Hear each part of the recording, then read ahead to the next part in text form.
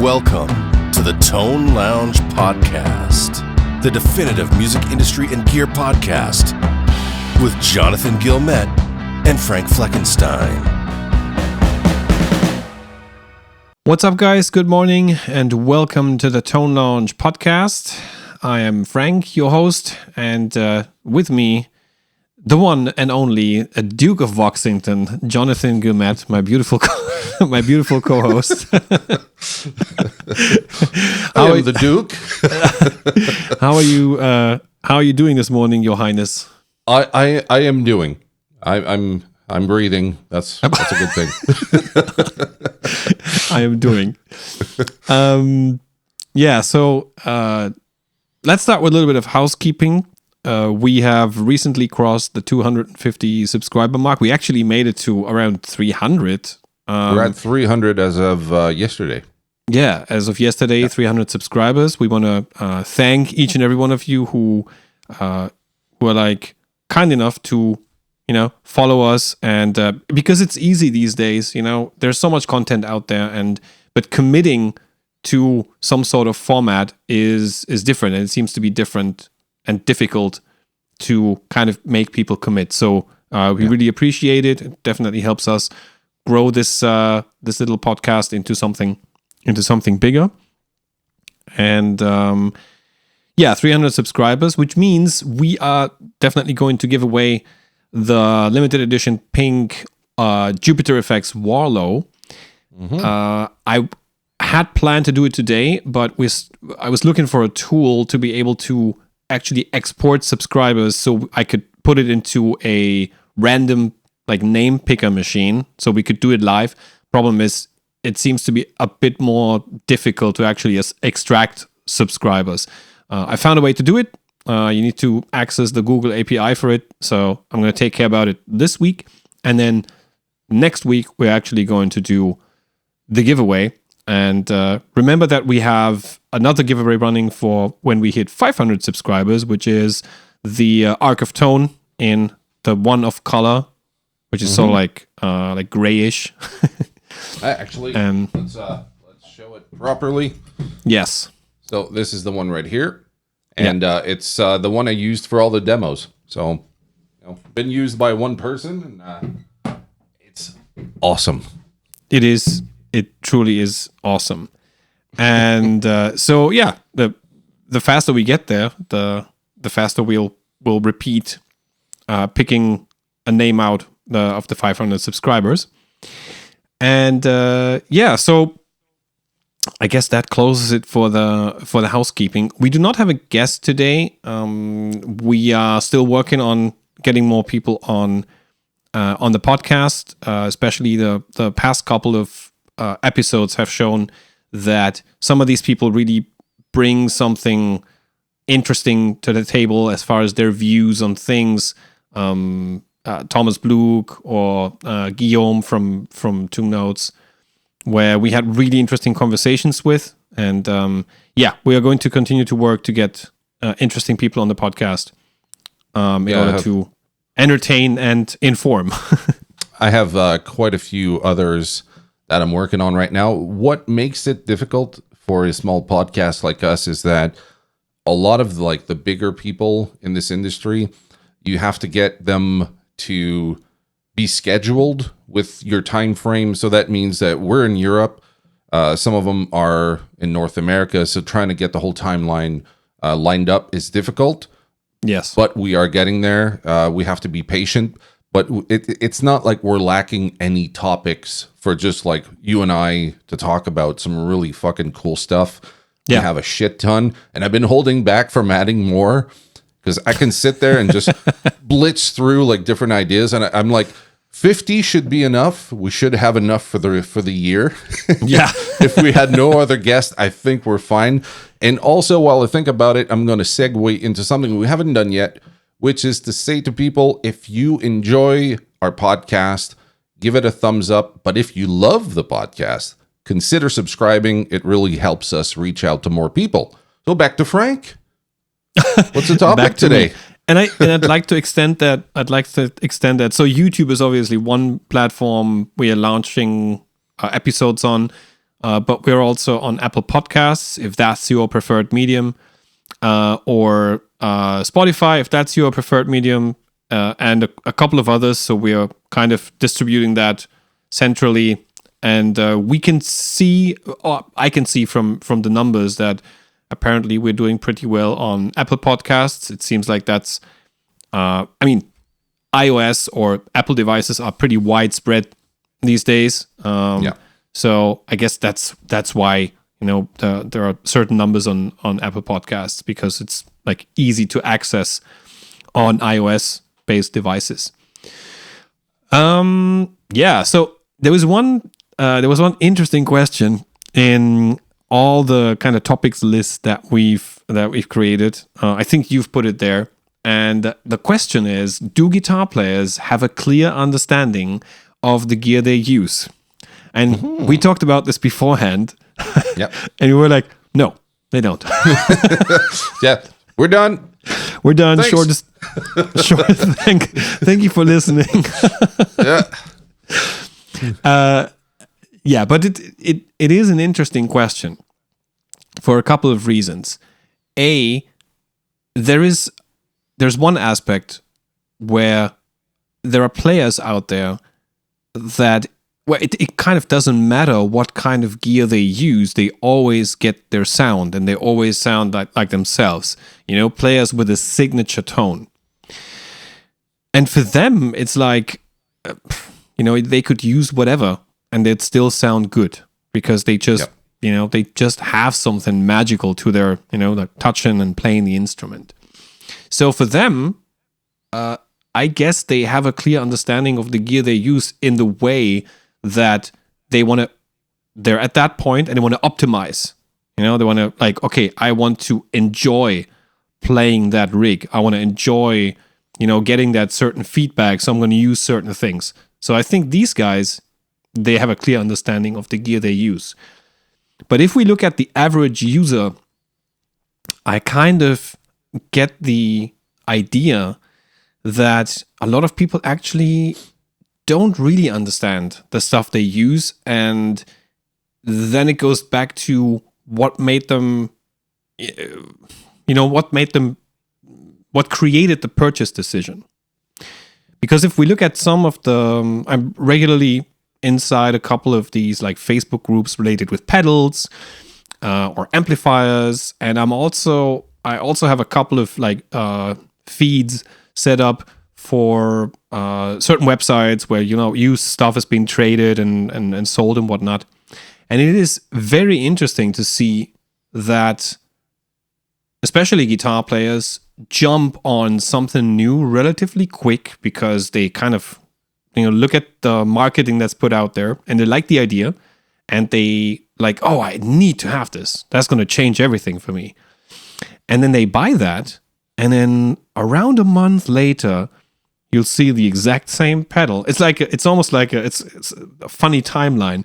You're in this Facebook group, and the person is like, new pedal day, and the new pedal comes in. And it's like, I've been playing with this like all afternoon, and it's like it's just so amazing, and it's like it plays so well with blah blah blah this amp, and then and when I roll down the volume, blah blah blah,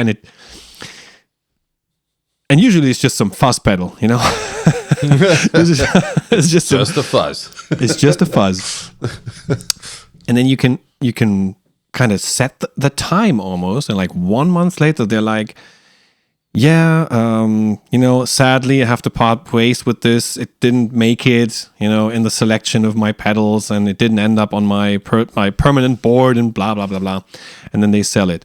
And I see that happening a lot of times. And yeah, so it begs the question, like, on what kind of parameters do certain people make decisions on gear purchase? That seems to be the central question.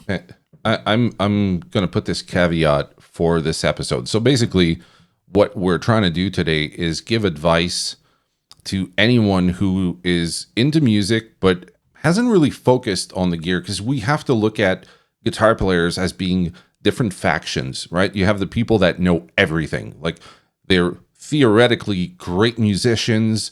They know everything about the gear. They could probably open up their own gear and fix it themselves. You got some people that are like overachievers, right? They can do everything. I am not one of those people in any regard. And you have the people that are at the other extreme.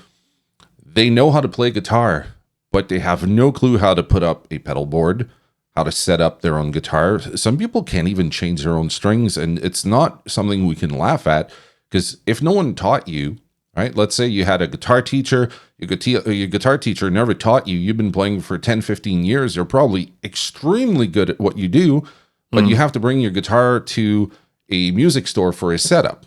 They're happy to charge you $50 to do it, and your guitar always plays well, and you've never complained. But then you look at a new guitar player you just met, and this person is self-taught, can set up their own guitars, can put up a pedal board, and you're looking at them, and then all of a sudden you feel intimidated. Right? You're intimidated by the fact that this person seems to have had like some kind of fast track to learn all these different things, and you feel stupid now. And now you're like, shit, where do I start? Right? I know how to play the guitar. I can play in a band, but what's this like pedal do? Like everyone tells me I should get a Klon or a Klon style pedal. Why? Why should I get it? Right? And these questions, if you ask them on forums, people will mock the fuck out of you. They're going to be, what the fuck, dude? Just go on the internet. Yeah, go on the internet and get 50,000 different fucking opinions on clones. No, thank you, So what we're trying to do is talk about why some people don't know anything about gear, which is fair enough. Not everyone can know everything. And from both our stances and, our collective experience, we may have different opinions. Like we didn't talk about this beforehand. So I might say something and you might disagree with it. And I think that's a great point to have different opinions. So that way the people listening can say, okay, I lean more towards what Frank is saying. I think that sounds better. John seems like he's full of shit and opinionated. I'm going to go with Frank. No. And that's fair enough, man. I'm not going to take it personally because I am an opinionated fucking person on a lot of things. Yeah. Some of it is fact-based, but others is based on experience. And I think that's where the validity of this comes in, is that we have to be able to acknowledge that experience sometimes can trump certain facts. Like if you say, I prefer this over that, well, who cares if the fact says that this pedal sells more than what you like? You like this pedal. If it's popular or not doesn't really matter. So this long-winded preamble to the podcast is really to say, we are not authorities. We're not claiming that we know everything, but we're sharing experiences for people who don't know anything about gear, who don't know where the starting point is. Like, should I invest in a better amp or a better guitar? Or should I put my money and focus on guitar pedals first? So that's kind of like the point of this podcast. Why is it that we don't know very much about gear?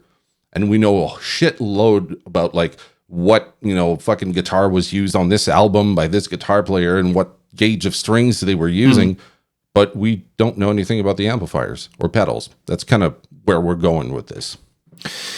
Yeah, and it's interesting. You said something very interesting before we started recording this episode. You said that it seems like a lot of companies in this industry want to keep you in the dark for the most part when it comes to how certain things work and how certain things function and what the components are about and whatnot. And it's very interesting because it's exactly the kind of like introduction of a book that I'm currently reading, which is an old edition of the Tube Amp handbook.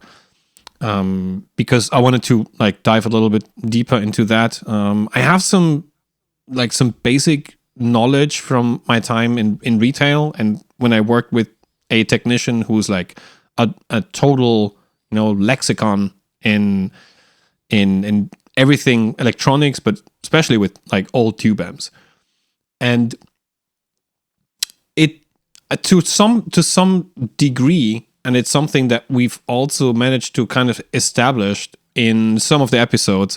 It's true, when Brian Wampler started to be super open about what's happening inside a certain pedal and a circuit, some people were like, "Oh, that's interesting. And now I have a complete different view on this whole, hyped pedal market. And others were like, they were furious. They were like, how can you reveal the secrets of the trade and whatnot, which is stupid in a way, because there's no real secrets. If anyone is interested and wants to dive into how a tube screamer works, all that stuff is online.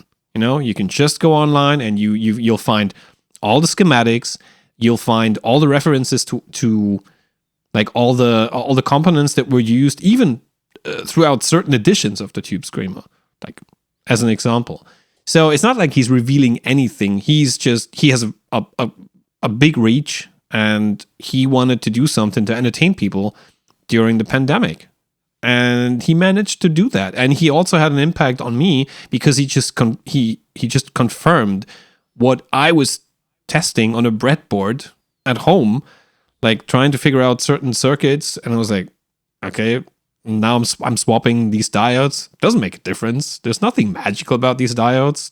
There are certain parameters that are different with each diode, and that has an impact. But it's not like it's going to put like magic into the thing. Yeah. So yeah, they all have a grand wizard somewhere that comes in. Is the pedal done? Yes, do your thing. On the pedal, and all of a sudden it's magical, So put the wizard back in the closet, lock the door so no one else in the industry knows you have that grand wizard that just bestows magic on your pedals. It's like, it's ridiculous. That's how I do. I mean, dude, that's how I do my pedals. As soon as the pedal is ready, I dive down in the Mediterranean Sea, where one of the mermaid, and she's a virgin, by the way. Oh, she's a virgin mermaid. One of the mermaids lives in a bubble, and I reach into the bubble, which doesn't break, and then this mermaid, who is a virgin, by the way, virgin mermaid, is touching the pedal, so it sounds magical. That's how I do my pedal. Dude, that's got to be like the first piece of merch we do has to be a shirt that says the FFX mermaid. It's like where the magic lives, and you have this bubble, and she's holding like the all you can boost. Like, I'm a slave to Frank. I'm a slave to Frank. It's like Frank goes into the ocean with his tiny submarine just to reach. Oh, dude, we're kind of teasing here, but at the same time, there's all these beliefs that musicians have that I think come from forums, and probably those forums stem from all the bullshit that accumulated back in the 1960s, 70s, and 80s before people were properly educated. Yeah. So people who are saying, this very specific rosewood will give you a really clear tone, but if you use this other species of rosewood, that shit, your tone is going to be dead. Where the fuck are you getting this? Like, do you build guitars? No, but I have a friend that's a guitar collector, and he's had like hundreds of guitars. Yeah, that still doesn't hold up to me. Like, where are you getting this evidence from? And then when we have people on the podcast, they come on and, someone like Frank Falbo, who, pretty fucking brilliant guy. And he's like, there's a lot of myths and, they're easily debunked. Yeah. They're easily debunked. Why don't we do this? Because people hold on to old like beliefs and they're not open to challenging their own dogmas, their own way of looking at life. So I've had to dispel a few things myself, like certain things that I believed about guitars and guitar tone. And it's hard to swallow that pill when you first start, to really realize that you've been believing a lot of horse shit and you've been focusing your energy on the wrong things, such as like the magical diodes. Yeah, there's no fucking such thing as a magical diode. Ask someone who knows what they're doing, and they're going to say, well, there's some diodes. You can dial them in this way to get this kind of reaction out of the circuit, and that's pretty much it.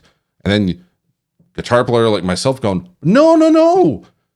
They're magical. They're rare. You have to get them from Russia. We don't know what the fuck we're talking about. It's fairly interesting to see that.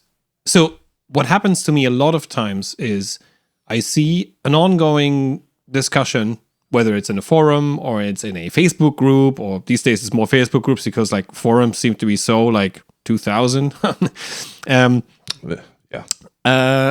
and I read through some of the stuff that's been written, and I always see myself like I so want to go in there and like, guys, yeah, exactly. It doesn't hurt.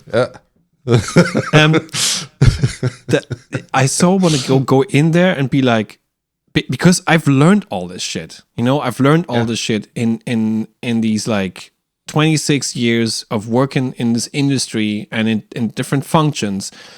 I'm like, hey, I could do something good here and spread like some inside knowledge about certain things, and then I write it up.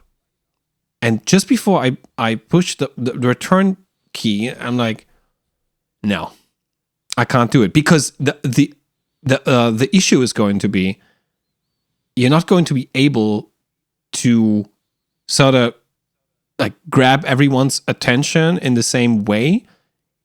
Half the people are going to read through half of what I've written, and then they're going to be, no, you're wrong because, and then they're going to come up with some weird explanation of why I'm not right, because it seems like these days it's more important to be right about something than to get together and like find common ground and maybe reach some sort of like new status of common knowledge. Let's call it this. Yeah. And one thing we can definitely establish is it's something, because, well, it's something that I have learned personally with the pedal business over the course of the past 3 years, but also because of some of the guests that we had and what they contributed to the topic. If we can establish one thing, is that marketing definitely does the major part of selling these days. It's not like you're going to come up with a pedal and it's so great that everybody needs to have it. It's 100%. You need 100%. You need to be able to place it so in people's faces that they have no chance of, I want to be part of that train. Because the other thing, apparently, these days, people want to be part of a community. And whether it's the community of Tube Screamer clone people, or people who went on board with, putting their clone together like a Lego, people need to be kind of a part of a community in order to feel, to not feel alone. Maybe I'm not sure. I'm not sure what the motivation is.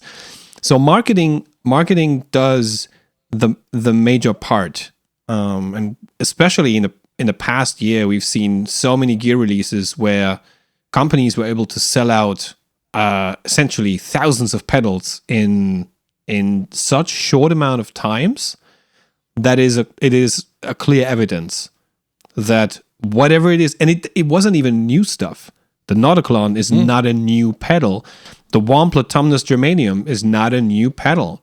The stuff that Keeley recently did, all these new, kudos for the design. I love the design. It's amazing. But essentially there's a Rat, there's a Tube Screamer, there's a DS1, These are not new designs. They're like modified versions of existing circuits, but the hype that's created around them makes people go like, credit card, ching ching, and there is my purchase. There's also the fact that sometimes the original design, there's nothing wrong with it. It's readily available. Sometimes it's even very affordable, like the SD1, like the Boss SD1 is, in my opinion, much better than the Tube Screamer for what I do. Yeah. Right? So if you give me the choice between like some 1982 like Tube Screamer, or you give me like a very recent made in Taiwan SD1, I'm picking the SD1 100% of the time. Just because I prefer it. I like the asymmetrical clipping, but at the same time, if you don't know the difference between symmetrical clipping and asymmetrical clipping, you hear those as buzzwords, right? You might be like, well, I don't care. Like, I'm just going to go for the green guy because that's what everyone has on their board. And the other one, well, it's like $50 brand new or something, whatever it sells for. And they're going to be thinking, well, it's less money, so it's probably less good. And that's where the marketing comes in sometimes. When Guillaume was on, he was telling us that sometimes the price on a certain product has nothing to do with what went into the pedal, but also has to do with the distributor, the guarantees you have if ever there's a faulty product, the reach that it has. So that will inflate the price a bit. Yes. But then you got some people who are coming out of the woodwork with like this brand new boutique pedal that's like, whatever, $500. And you have to custom order from them. They are distributing the product. And you're thinking to yourself, why is this pedal $500? Yeah. It's just because it's hyped, because they know they can sell it for that much. The perceived value on the pedal is worth that much. And this brings me back to something you just said about the hype. Remember the fart pedal? Oh, for fuck's sake. Okay. I remember the fart pedal, and I thought like, this is terrible, and people are stupid. Sorry. But then again, this speaks to the marketing, because if you want to get a fart pedal and you go on, eBay or Reverb or something like that, and you look up the prices, you go, wait a minute, what? Yeah. Is there some magical fart that went into this pedal? Like, did they oversample this thing and took actual farts from like models from Sweden or something? Like, was there like a fart expert that came in to advise them on like how to precisely capture the farts and translate them to guitar notes? What in the fuck, dude? And that pedal sold like really fucking quickly. People were just like buying them like hotcake. And you're thinking, well, there's the novelty of it, right? It's kind of ridiculous. What about if you would have had a pedal that sounded like a donkey? It's like you had all these donkey sounds. You could make really stupid shit like that, but this was like a unique product. It was in small quantities, and there was hype around it, and you had a lot of like well-established YouTubers who made some pretty fucking silly videos about it. Is anyone going to a blues jam with like a fart pedal and a tube screamer just before it? I doubt it. I fucking doubt it. Unless you're like a funny blues band and all you do is just the fart joke the whole time, and you're like the Leslie Nielsen of guitar player, maybe. I'll give you another example. Example. The Korg Miku. Yes. Stump. Same thing. Yep. The same thing. It's a. You know how much that goes for now, used? No idea. $600. Oh, fuck. Stupid. And you're like, why? There's so yeah. We established that if there is enough hype around a certain pedal, it's gonna sell. It's just gonna sell. Good. With whatever it is. Yeah, it doesn't need to be good or relevant. Or original. Or original. Original. Nothing like that. So we've established that. And then we've also established that there is a pretty quick turnaround for gear these days. Unless you're a more conservative guy and you buy an instrument that you really love and it's going to stay with you forever. That's a possibility. And I can definitely attest to that because I speak to a lot of people who have a running operation, like, for example, secondhand guitar stores. I talk with a lot of these guys, and they tell me that one of their main sources for inventory is like collections of guys who passed away and the surviving spouse. They don't know what to do with all this stuff, and they have no clue anyways about it. So some of these guys have a certain reputation within their communities, and even more like around these communities, where they're like, okay, this is the guy to call if you want to get rid of something, and then they take in sometimes a truckload of stuff. There are people who collect or collected guitars as other people collect shoes. So it's there's that as well. But especially with gear that has been released in the past 5-6 years, there's a very, very quick turnaround time, simply because the decision to purchase was not that you essentially need it. You know, it's and these days I see myself actually like minimizing my stuff and going with stuff that really where I really notice it makes a difference in the way I play, the way I interact with it. And I have less stuff than I had before. Before I had like shit tons of stuff and I had shit tons of options, and now I have less options. And I think that's maybe another kind of angle we can look into. Yeah. Because there's also this kind of customer and player that also jumps on the newest in digital technology, for example, and after a month, after 2 months, maybe after 3 months, they kind of regret their decision, and the stuff gets sold again. You know, if there's one example, like the quad cortex, for example, is one thing where the hype around this thing was huge. The hype was immense because they announced this, and it looked like something that wasn't there before, because it had the touch screen, had the foot switches that are knobs as well, so you can, you know, also work with it like as you would with an analog sort of device. But also they promised a lot of features that you know, people were like, this is too good to be true, I need to have this. And I guess I'm not sure how many it was, but the pre-order volume of this thing was like in the millions. Really? Yeah, because they did not know that. Yeah, because the device essentially was like what, 1700, something like that. Yeah, when it came out, something like that. And they had they had like thousands of pre-orders, so people were like really keen to get this thing. And then unfortunately we ran into like sort of into the pandemic, and we had a shortage of parts. So that definitely put a huge deal breaker on the pre-order status. People were waiting, and then when the first things they actually were released, and a lot of the features weren't there, and they were like, but with the next update, etc., etc. I think up to this day, one of the main promises, they said that their plugins would be able to run on the hardware. I think they've managed to do that with 1 or 2 plugins, which they had recently developed. So, but yeah, that's another thing. And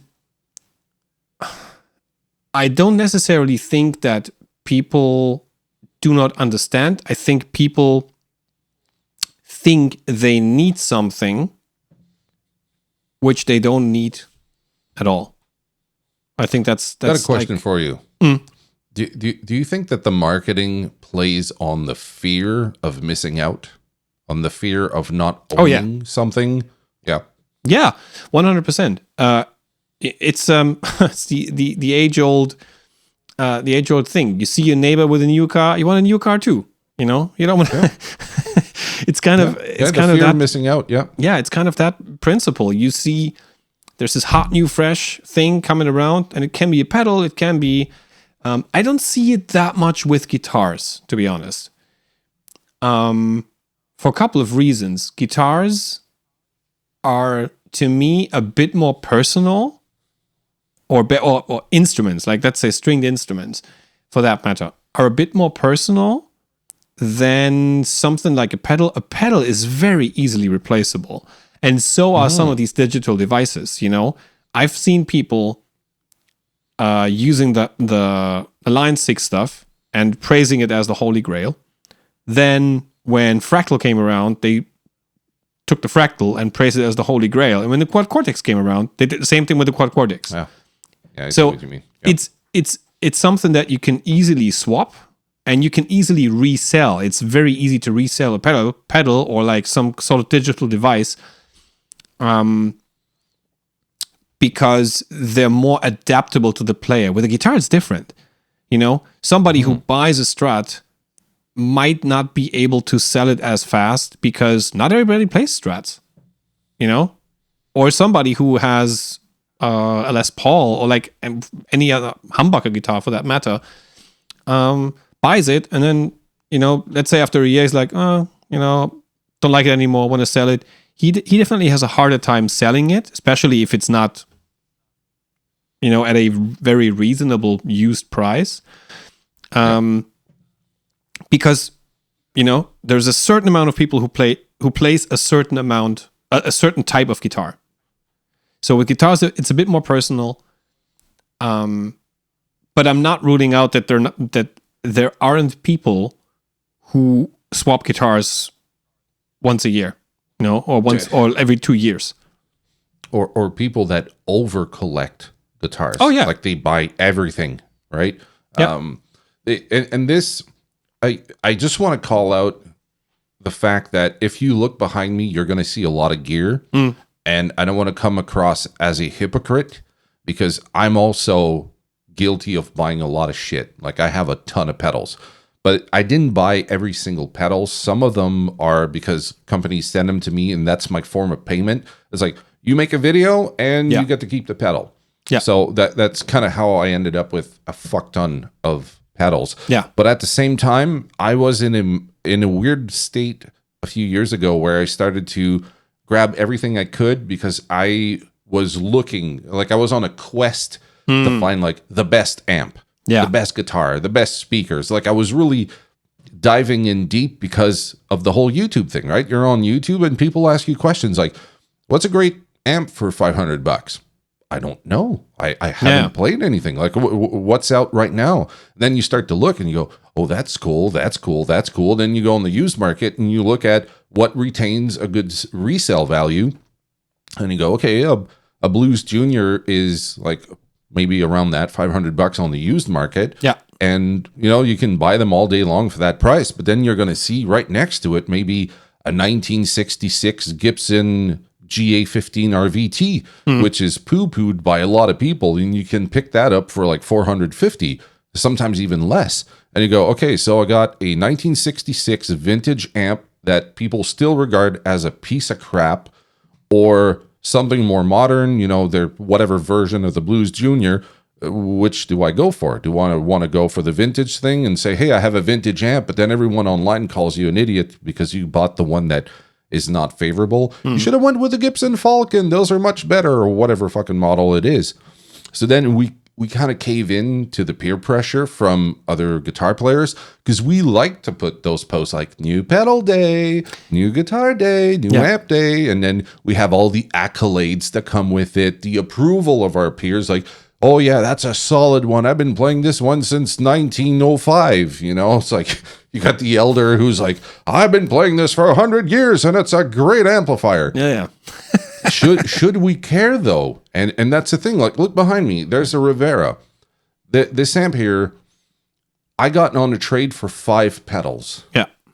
And if you were to look at the value of the 5 pedals, you might say, yeah, on the used market, that would be even less than this amp. But the guy I traded with saw the value in those pedals and didn't like the amp.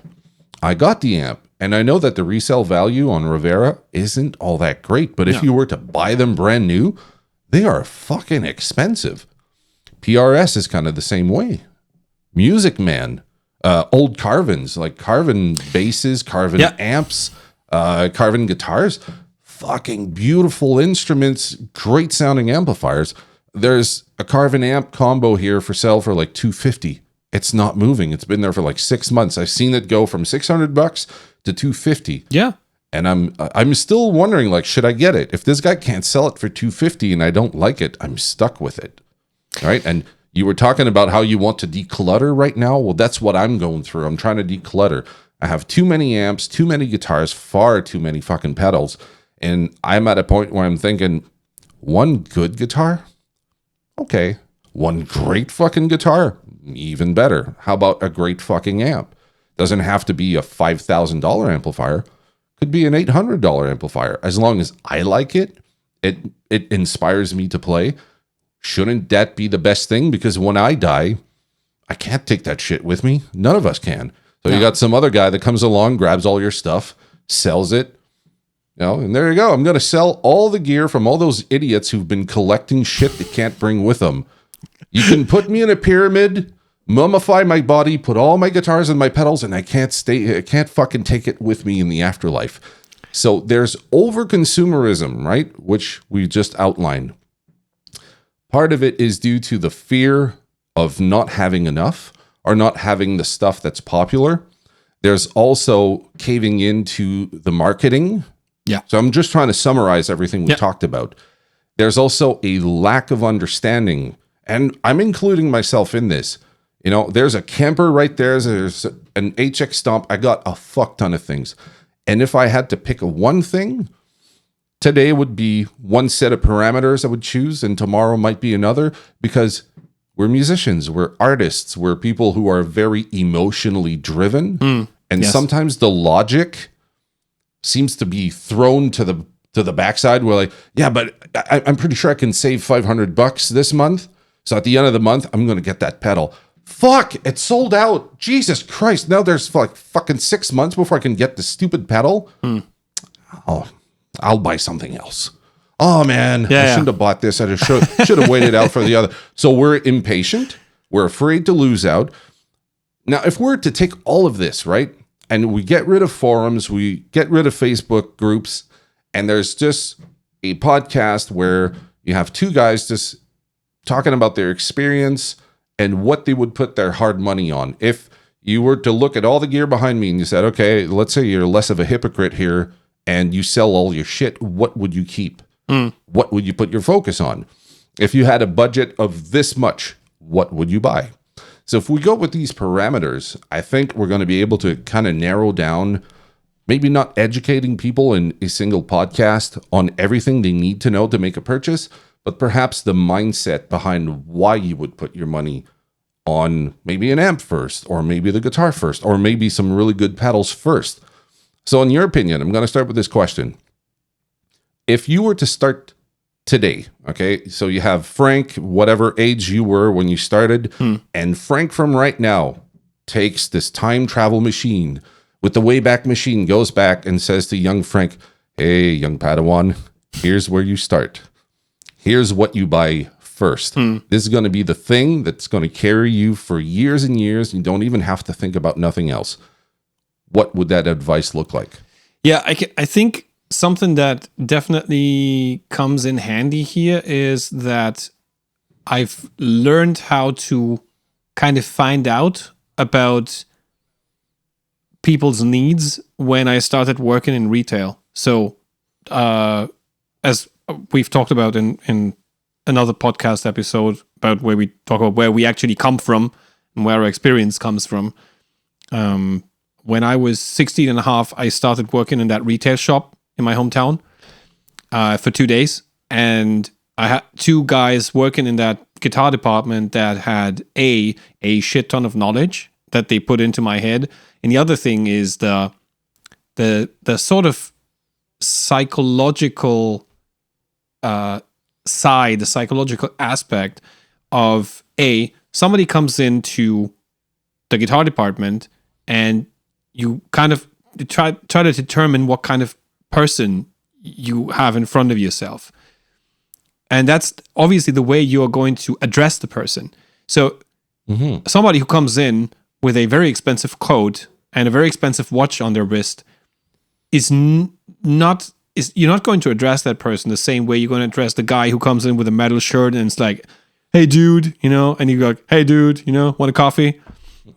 You're going to address that person a different way because it's very probable that the guy has like, I don't know, maybe $5,000 in the pocket and wants to walk out with a really, really expensive guitar that he is now able to afford because he studied his ass off and, he made it partner in his law firm and now he has the money to buy the expensive Les Paul Custom, So you're going to handle that person a different way.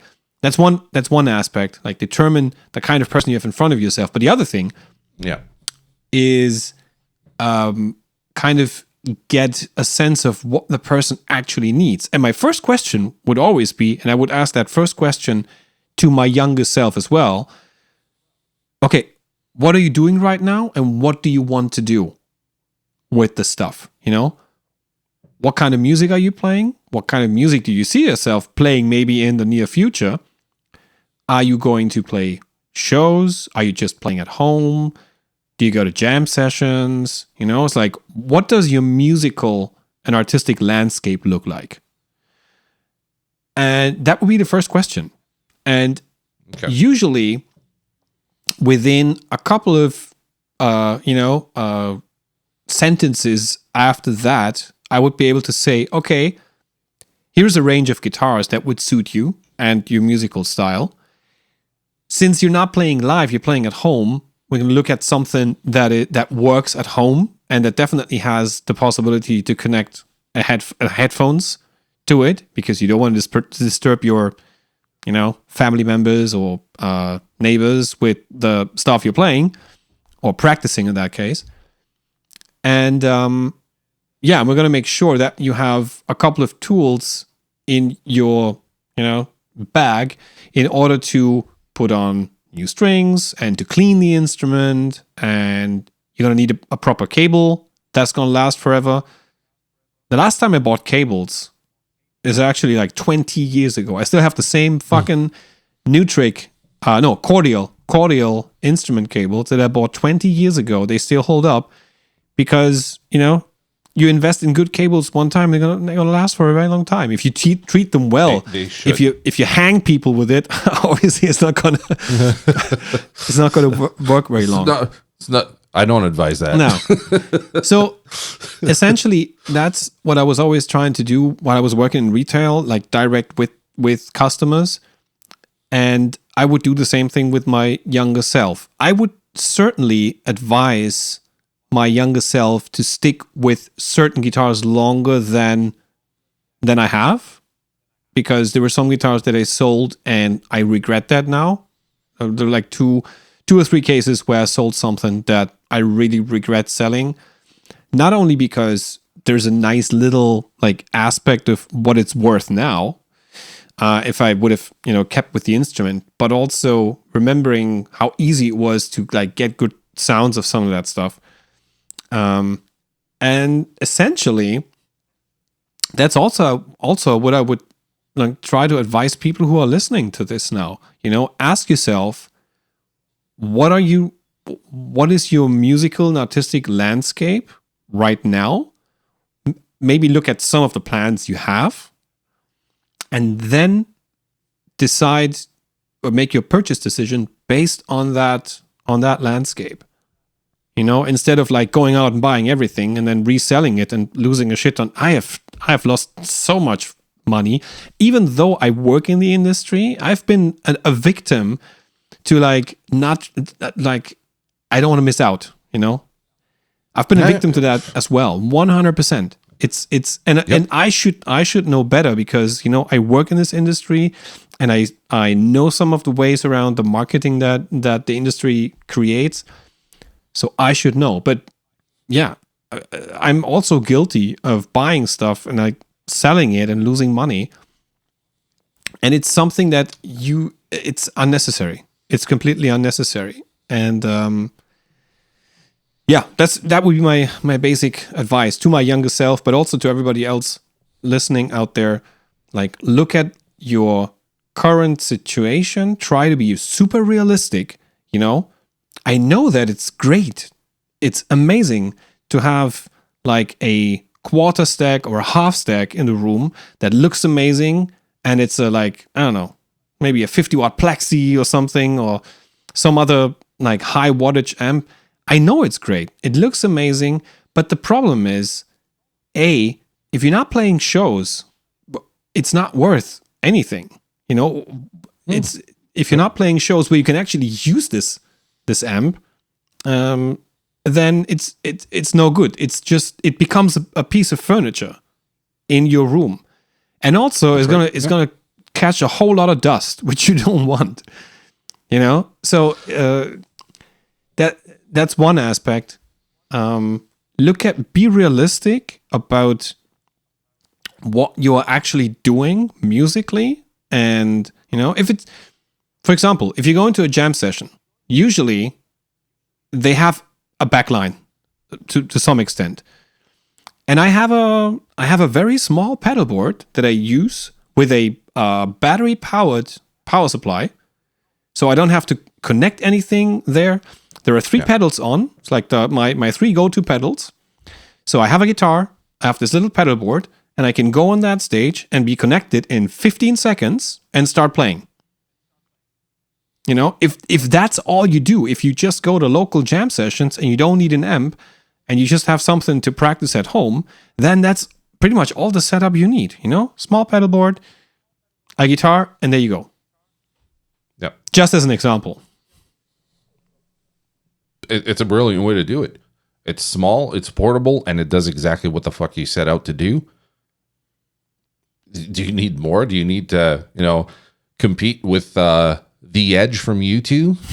Have like 6 pedal boards and shit ton of amps underneath the stage and 3 techs running your stuff. Do you need that if you're playing in a bar and there's like 10 people in there that are not actually paying attention to you?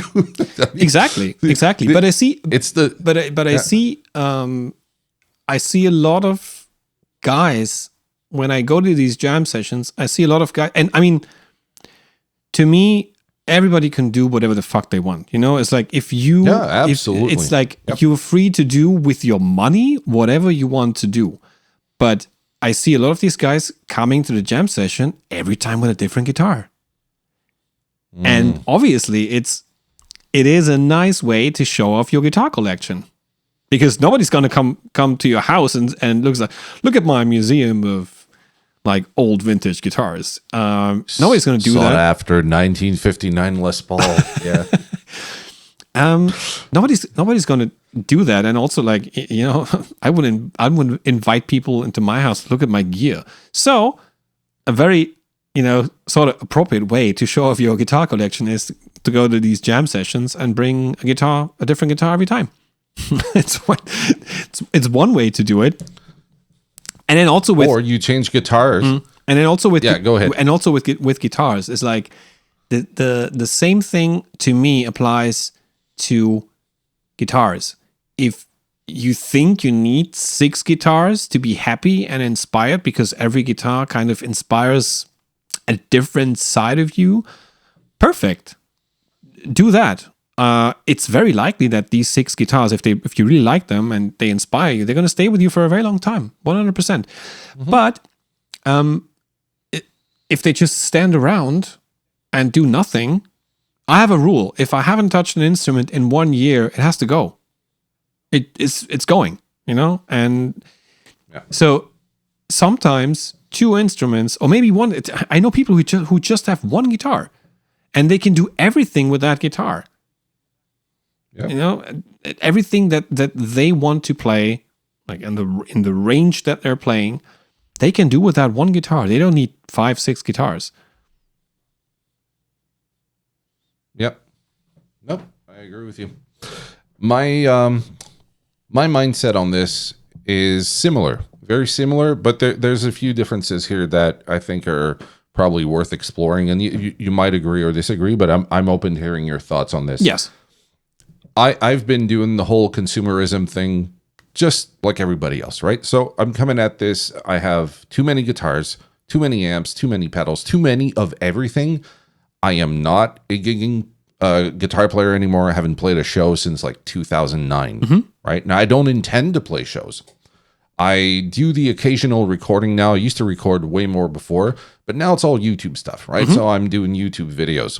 And I got lost into the whole, like, I need everything. I need to find like the holy grails for me, not that I need the approval of other musicians, but for me, I want the holy grail of amplifiers. And there's no such fucking thing.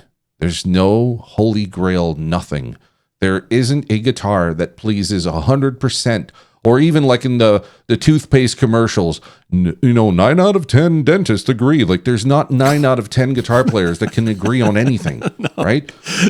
So if you go with this, what works for you? So I was trying to correlate consumerism with gear versus, let's say, buying a car. Yeah. Then I was like, why the fuck aren't we applying what we already know about buying a car or buying a house to buying gear? Yeah. I'm in my house, right? Or I'm in my car. What does my car do? It gets me from point A to point B. Do I need the best fucking engine in the world? That would be great. It would be really fucking awesome. But if I put like a Ferrari engine and a fucking like a Renault or some like disposable car like that, right? And I have the most shittiest fucking tires, a skunk made a bed in the back seat and it smells like shit in there, but I have a really great fucking engine. I can go from A to B. It's going to be an unpleasant ride, but goddamn, that motor's going to last forever. The car, maybe not so much.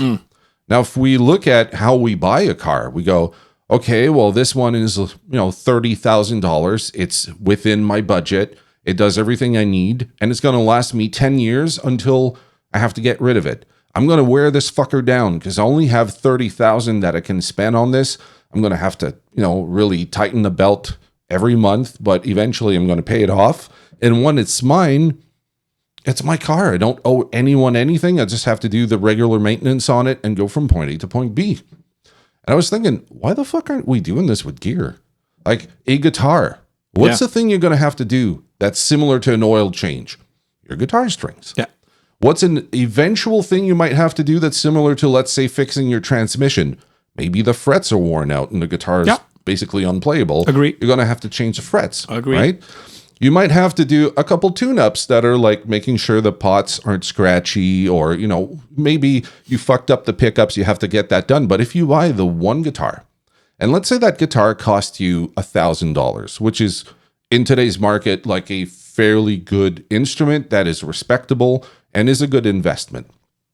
That guitar is going to outlast you. Yeah. You're going to die someday and someone else is going to buy that guitar, right? Yeah. Look at all the guitars from the 1950s and 60s.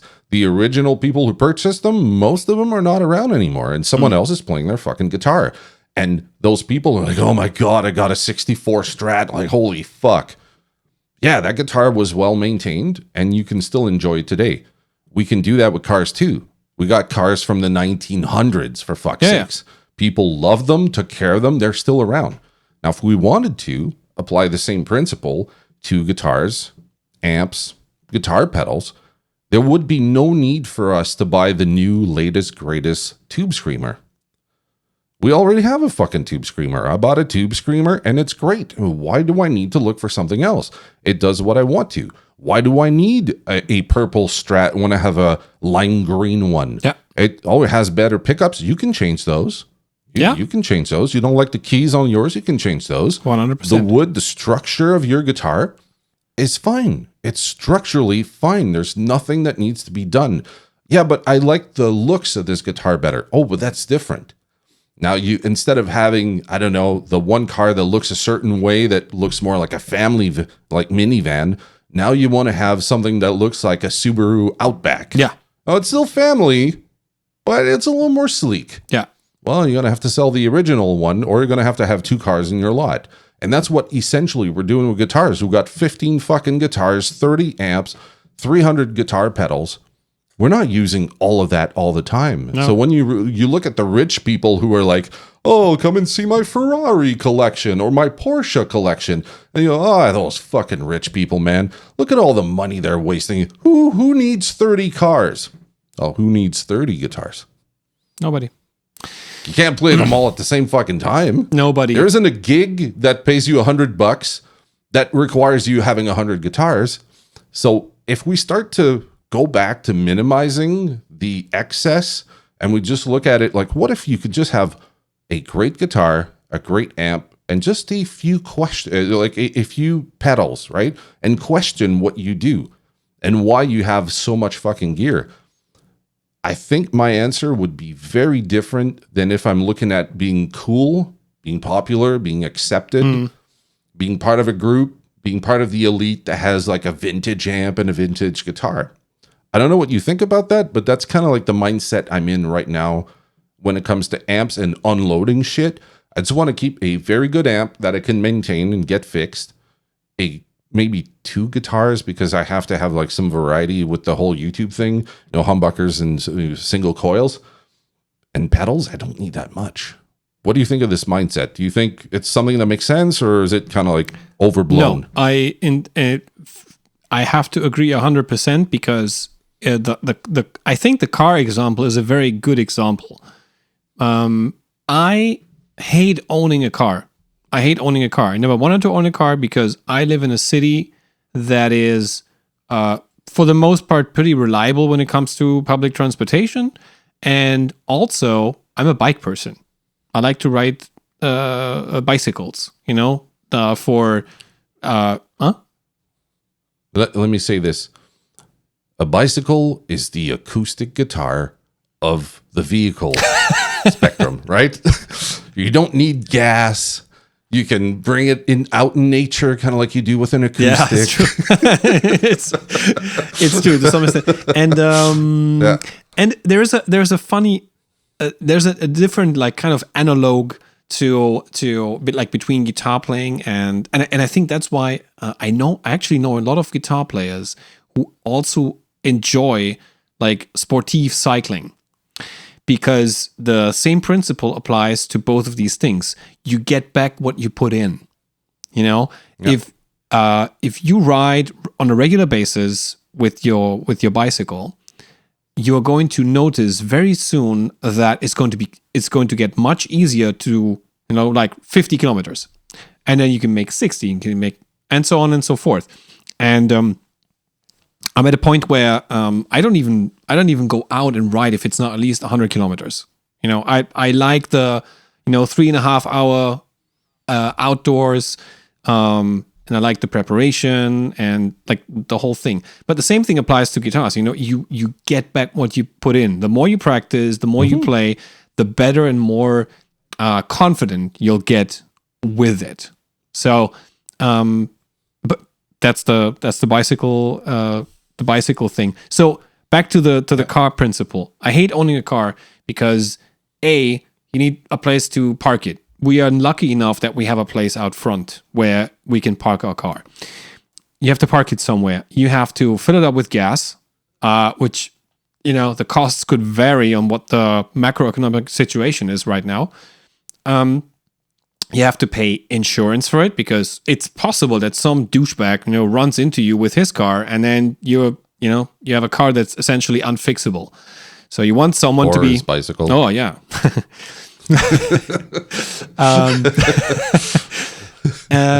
So you need to have an insurance for it. Insurance costs money.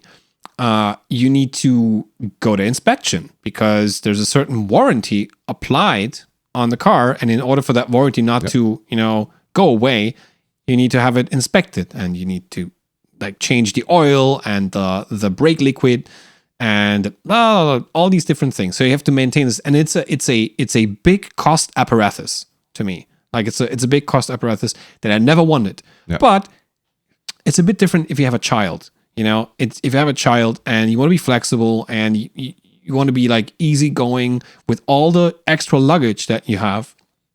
You want to be easily going from A to B. Then it's unavoidable. So, but when we bought the car, we were like, okay, what do we actually need? We need a car that has enough space in the back to transport maybe 1 or 2 luggages, and then we need something where you can attach the kid's seat properly and all these things. And you want a certain amount of comfort when you're traveling longer distances. So these were the exact parameters, and we bought our car exactly with these parameters, and we didn't overshoot in how much it cost, because it was actually pretty affordable. We were able to pay it out of our pocket. We didn't have to, finance the car of a certain amount. We were able to buy it straight up, and it really just serves our basic needs for what we need in the car. So the example that you were making with the car, and why we're not applying that same principle to, I mean, not only guitars, to everything in life. Nobody needs a Sasquatch-sized fridge, unless you have 4 children. Then maybe. Yep. But the single guy, or maybe like the couple, doesn't need a 2x2 meters fridge. That's just like an expensive luxury accessory to me. Yeah, it is. And if you can afford it, great. But if we're still going with the car example, let's say you own a Toyota Corolla. Yes. Right? Yours is like a really ugly, like gold or silver, like grandparent kind of colored car, but you don't care, right? You don't care how it looks.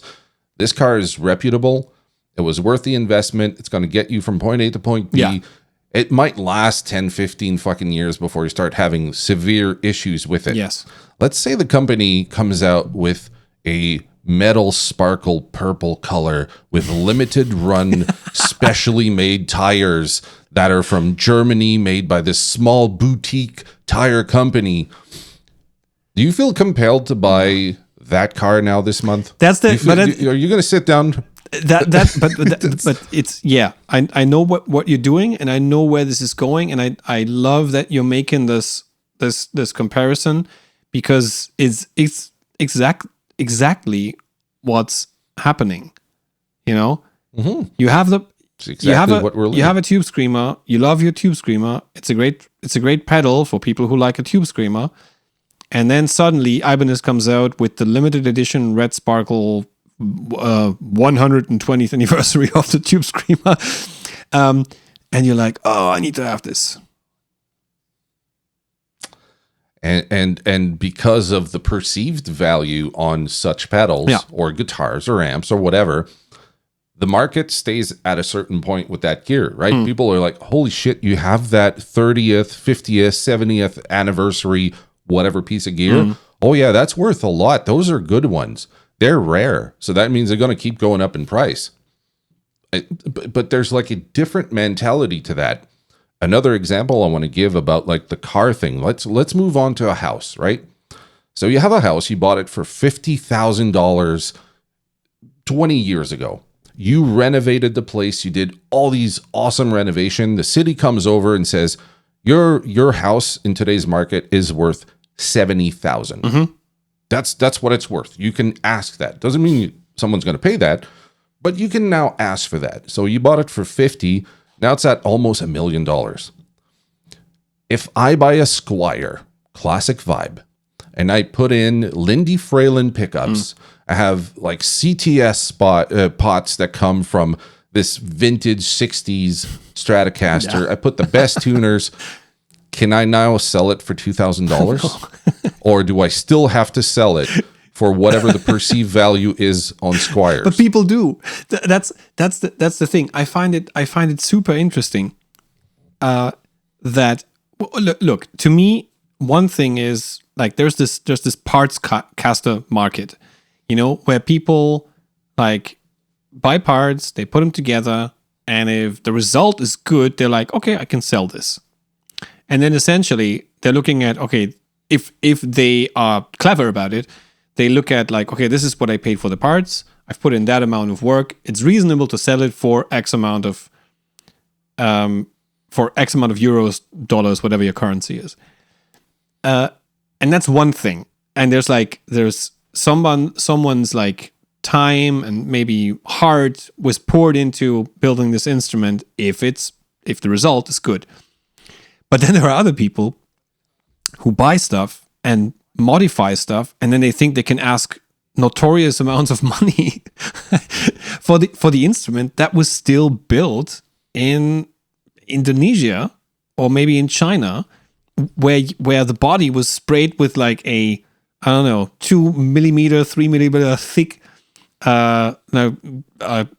layer of, what is this, like polyurethane, right?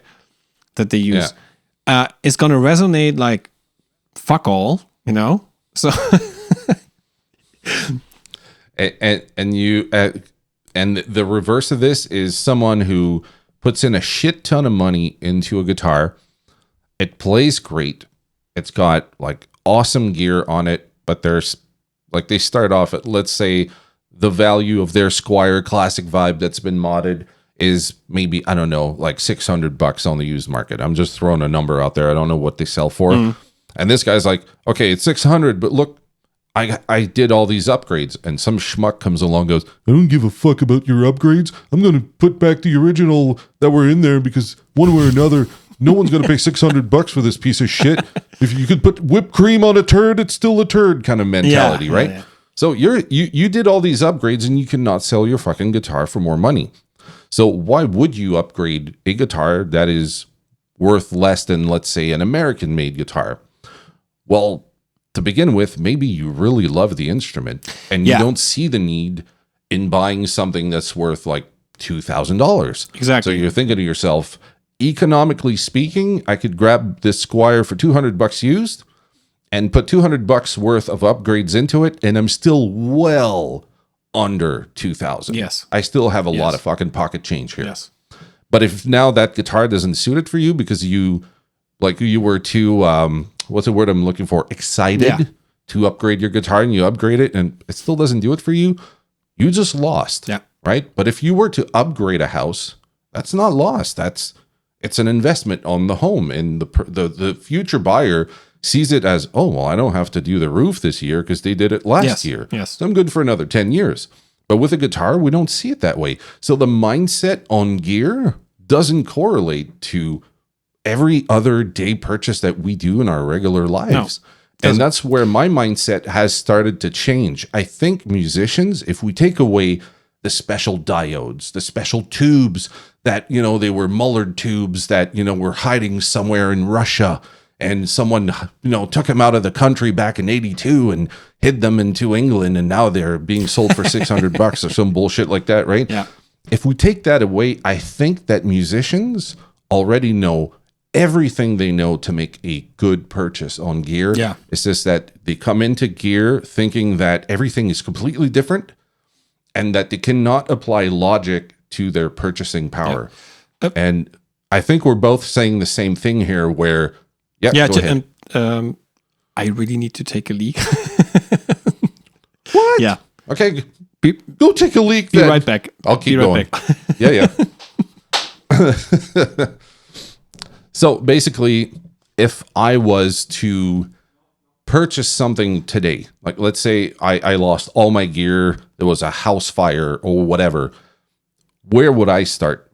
Personally, I think that I would start with the amplifier, just because an amp, I kind of see it if we're still thinking about like the whole car thing, it's your main engine, like 70% of your tone, according to a lot of people, and I agree with the like made up statistic here, that 70% should come from the amplifier and speaker combination.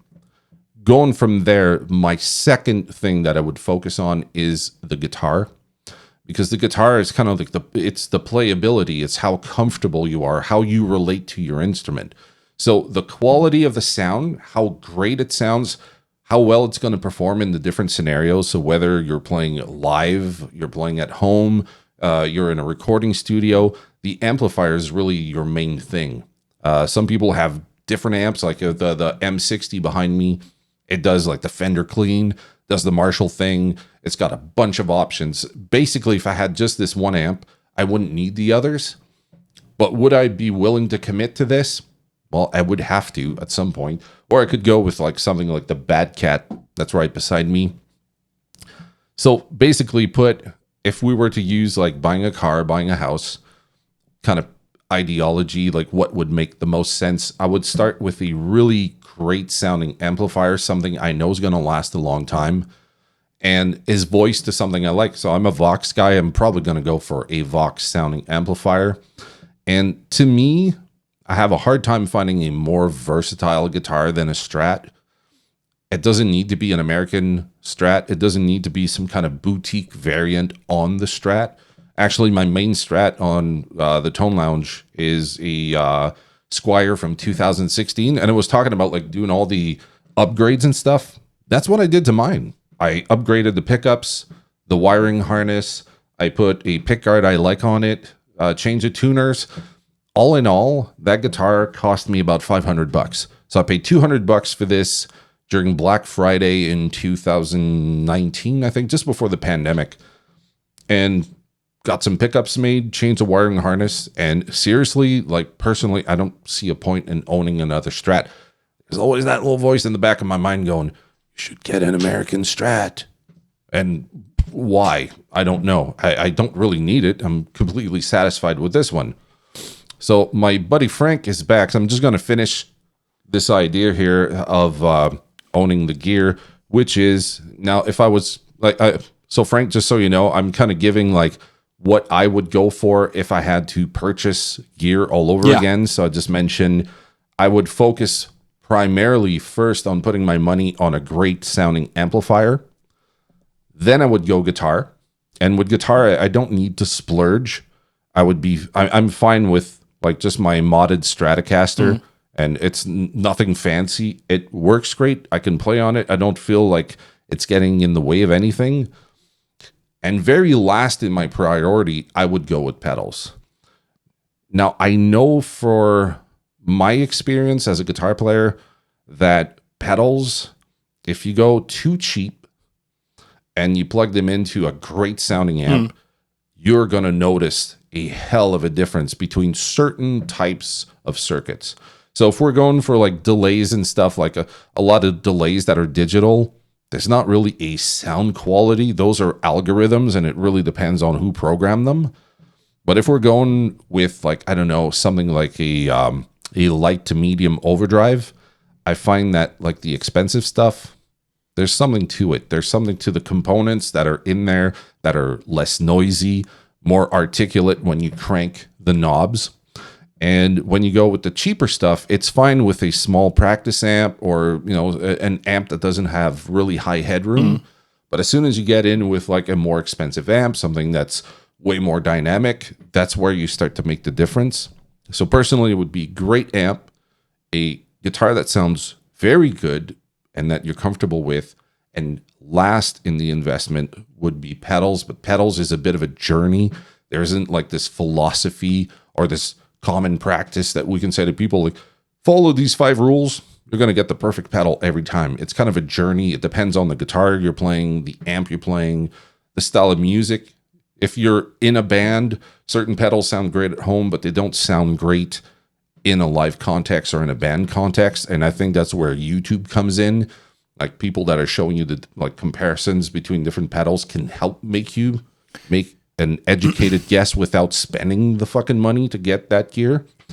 So that's really my take on it. Amp, guitar, and very last, pedals. And pedals is, that's where it's going to cost you, because that's what you were talking about earlier, where people buy something, oh, new pedal day, and a month later they get rid of it. Yep. They went to rehearsal and the pedal just didn't cut it for them. So I think that's really the hardest part are the pedals. And they're small. They look like they would be very easy to figure out, and they are not. The problem is these days. I want to add one thing first to the like modifying things, you know, and like going down that route. Usually, at least to where I stand, if you start modifying an instrument, then usually because you really like the instrument and it's going to stay with you, and you just want to make it better. You want to make it sound better. It's not like you're going to modify it and then afterwards you're going to sell it off. Why do that? You know, why do all the invest all the time and the money to then sell it off for most likely at a loss? So if you start modifying stuff, then usually because you want this instrument to stay with you, but you want less noisy pickups, maybe more articulate pickups. You want like more reliable, higher quality tuners. You want a bridge with more mass, so you get more sustain out of the instrument, etc., etc. That's one thing. And I guess when it comes to purchase decisions, what was the issue 20 years ago versus what the issue is now? The issue 20 years ago was there wasn't that much internet going on and internet influence going on. So you had to go into a guitar store and test it out, the pedal or the amp or whatever, And then you were like, okay, this sounds great. And then you take it home with you, and then you go to the session room, and then that's where the truth would actually, hit you or not hit you. So that's where, like, okay, apparently this amp doesn't really cut through the mix, and I'm in a 5-piece band. I have another guitar player, I have the singer, I have the bass player, and my amp is not audible for some reason. And we would have that a lot, and then obviously the result would be, or the consequence, that you would take the amp, go back to the retailer, and it's like, hey, it sounds great, but it doesn't cut through in the mix. I don't know what to do about it. And then usually what I would do, I was once running the amplifier and effects department inside a store. I would go and say, okay, sure thing. It's still, that nothing happened to the amplifier. We can, you can go for another one, and we take this one back. That was how it was done. Now it's like you have all this internet influence, and people are throwing videos at you and demos and all that kind of stuff. And then you buy it, most likely online, because, it's like driving to a guitar store. It might be a very long trip. And you buy it, and usually when the truth hits you, you'll just send it back, and the store then needs to, like, resells it as a B stock or whatever, and then somebody else, takes the advantage of getting a reduced piece of gear that they. So that is kind of the let's say the not the problem, but that is how it was run 20 years ago, and that's how it's run now. But with some pedals, or with some pieces of gear, obviously it's not that easy, because they're not available everywhere. Like, some stuff is only available at the manufacturer, some stuff is not available at all, and suddenly there's a hype created around it, and you see the used pricing go up like crazy. And yeah, it's but in general, I agree with you when it comes to, like, choosing what to go with first. Find a guitar that, first of all, feels good for you, because you can adapt the rest. Right. You can adapt everything else. If a guitar feels great, and that after even just, like, spending half an hour with it, your playing is improving, then that's most likely the right instrument for you. That's number one. And then, find an amp that is appropriate to your situation and appropriate to the musical landscape that you want to, like, conquer. And that's already 80%. Pedals are just like additional colors in the palette. They're just additional colors. One is going to give you distortion. The other one's going to give you room. The other one's going to give you, another pronunciation. That's what they do. But that's It's in the name, effects. Yeah. It's not your main tone. It's just something that will affect your signal. And one thing you said about guitars, for me, this is the most important. The neck. I kind of see it like a pair of shoes. Yeah. If I put on some great looking fucking boots, everyone's like, I like your shoes. But they kill you. Like, your feet fucking hurt. Your back hurts from them. Sure, they look good, but are they comfortable? Yes. Nah, not really. So you could have the most like maple, like baked maple neck with like stainless steel frets and all these beautiful inlays. But if you play that and you struggle with it, you're never going to like the guitar. The guitar could be super expensive, have the best fucking pickups in the world. But if that neck gets in the way of your playing, you're going to get rid of it at some point. So this is, like, to me, like, the most crucial thing. And I don't care if it's bolted on. I don't care if it's like through the body or anything fancy. If I grab a guitar and right away I play like a G chord and I go, ooh, like, the action is awesome. The neck feels great in your hand. You're like, holy shit, I can bend like hell with this thing. It plays like butter. Now all of a sudden you're in love with the guitar. not because of all the other stuff. It's that neck that sells you on it. You're like, this is like a fucking speed car, dude. Like, I'm driving a Ferrari here. It feels awesome, right? Exactly. And I've played $600 guitars that had fantastic necks, and I played like really expensive guitars where I just couldn't bond with it because I would have had to get someone to, reshape the neck just so I could be comfortable with it. I was like, I don't want to do that. Yeah. Depreciate the value of an instrument just so I might enjoy it in the future. So that's another thing we didn't talk about. But if we were to like focus and dissect this, I think we could have like 3 more episodes just on how to choose a guitar, how to choose an amp, and how to choose pedals, because it's vast. Like, there's so much to consider. I just talked about just the fucking neck thing, right? How about the pickups? How about the body? Is it chambered? Is it full? What kind of body are you dealing with? What's the finish on it? Does it matter? And I think at some point, if we can get Frank Falbo back on to talk about, some of the myths around guitars and how they're produced, the things that go into it, what really matters. We talk about the tone wood debate. It's like, tone is supposed to be in your hand, but there's tone wood, and now who the fuck do you believe? I'm pretty sure we could have 3 different episodes just on these 3 things. But to summarize, my viewpoint is very similar to yours. I think that if we quit giving into the hype, the marketing around it, we quit like spending all our time looking for the next best thing, and we learn to actually dial in whatever amp you have, guitar you have. Sometimes a guitar sucks. It just needs a proper setup. Bring it into a shop if you can't do it yourself, and you might fall in love with your guitar again. I know that you're actually building some guitars at the moment, and I really want to pick your brain at some point, maybe in a future podcast, talk about like how you got there and what you see the being like the key elements to make those instruments awesome. But we should come back eventually for a podcast where we talk about some of those myths, how they came about, and what holds water and what doesn't.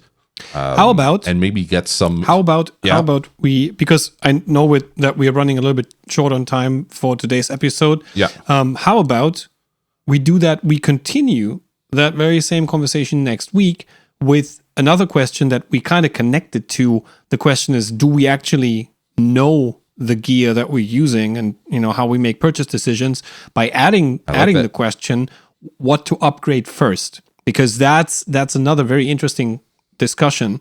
And people came up with very, very different results, depending on who you talk to. They tell you what to upgrade first. And I think the universal answer is a lot more simple. But yeah, let's do that next week. We'll do that next week, and let's run a poll in the community tab where I'll do that. I'll take care of it. Where I'm going to ask, what should you upgrade first? Yeah, the guitar, the amp, the pedals. Where do you put your money? And let's use the stats from that. And we're going to try to get as many people to vote in, and we'll see what resonates most with people. Yeah. Is there one that seems to make more sense, or is the thing that makes the top of the poll just completely weird and we don't understand it, and we might be asking better questions just to demystify the whole thing? But yeah, part 2, I think next week would be fucking awesome. Okay. Let's do that. Let's do part 2 next week. And so we need to end this here. We would like to thank everybody for listening in. And if you have any additional questions, or you have comments to the stuff that we talk about, leave a comment or leave a question. And as always, if you like the content that we're creating, you like the stuff that we're talking about, consider subscribing to the channel or subscribing to the podcast on the various other outlets that we use to distribute it. And give it a thumbs up, and all the other bells and whistles, and share it, and share it everywhere. And share the hell out of it. And until the next time when we speak again, which is going to be in a week from now, we wish you a good rest of the week, and we salute you. Cheers. Cheers.